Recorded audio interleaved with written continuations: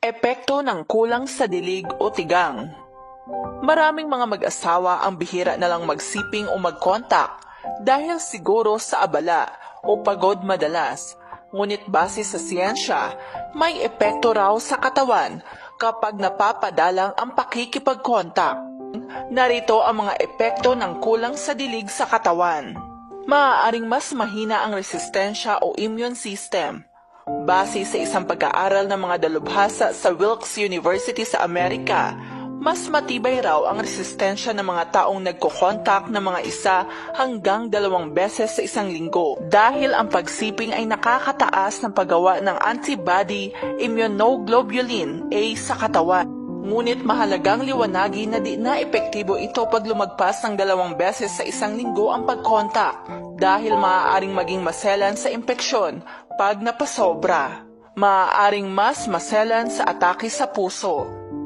Base sa saliksik ng mga doktor sa United Kingdom, ang mga lalaking nakikipagtalik ng mga 2 hanggang 3 beses sa isang buwan ay may mas mababang tsansang magka-heart attack kumpara sa mga di nakikipag-contact.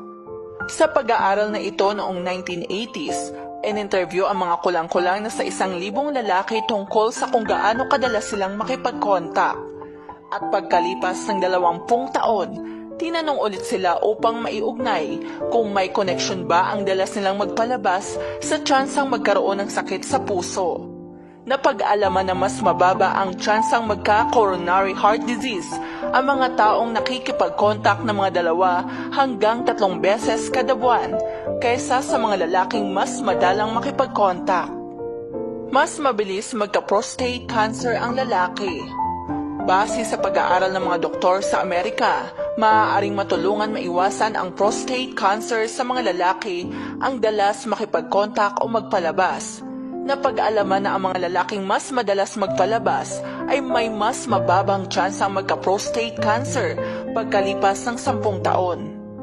Maaaring tumaas ang blood pressure. Base sa pag-aaral ng mga doktor sa Michigan State University sa Amerika noong 2016, ang mataas na testosterone level ay maaaring makababa ng blood pressure.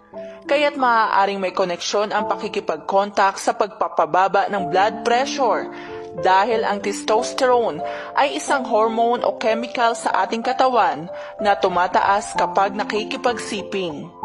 Mas mabuting limitahan ng mga 3 beses sa isang buwan makipag-contact dahil maaaring tumaas rin ang tsansang magkasakit sa puso kapag napasobra. Ang pagkakaroon ng pagsisiping sa iba't iba at kung sino-sinong partner ay nakakataas ng tsansang magkasakit tulad ng STD.